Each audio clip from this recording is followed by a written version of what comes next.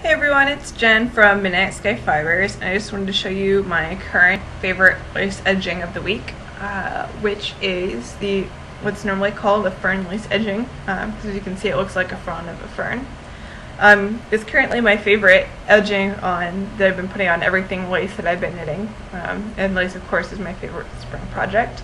And I really like it because it's just so simple, and I can knit several yards of it like for the edge of this shawl, and then it's done pretty quickly, which is an important thing for me, since by the time I'm at the edging of a shawl or otherwise, I really want to be done with it.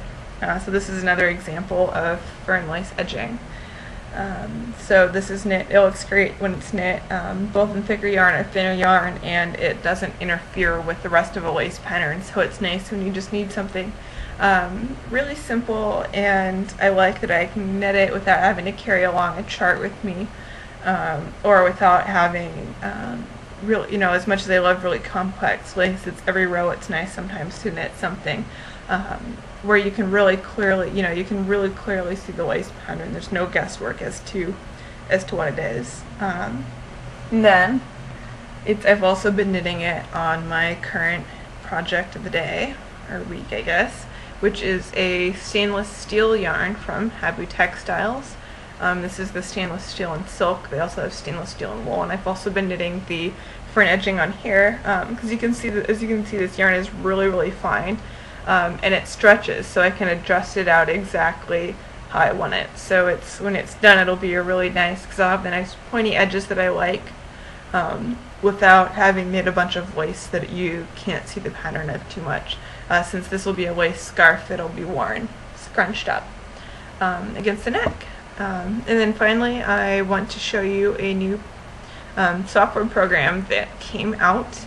It's called KnitXpress, and let's see if I can get it set up here.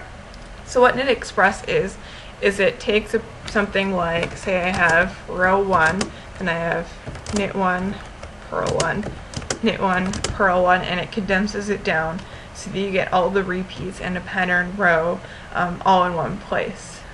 So for example, if I wanted to do this totally random fern chart, you'll notice that I'm not using the row instructions here from Entwine, because if I were using a chart that had some of the no stitches in it, they show up as X's in this, and I want the actual, I don't want the X's to show up, so I'm going to do them from here, and I'm just going to paste that in, and then you'll notice that it condenses everything down quite a bit, and then it shows you exactly where the repeated rows are, so then I could just easily go and I could repeat this down to, just repeat rows 1 and 2, 3 more times. And it also helps to make, you can see if this were 50 stitches across or 60 stitches across instead of the 30 or whatever that it is, that it would save a lot of space as you're writing out written instructions.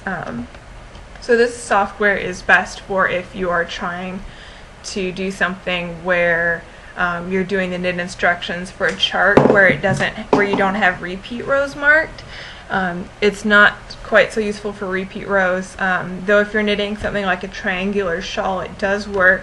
There's a mirrored design, and you can also adjust it, so if I wanted to get rid of the wrong side, right side every row.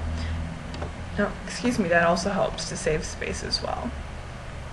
So overall, yeah, it's been pretty handy. I was beta testing it, and it seems like a lot of the kinks have been worked out. They just released the first live version a couple days ago. So it's pretty exciting to play with it and to help quickly condense down the written pattern instructions for charts, since that's the bane of my existence. I hate having to write out the written instructions.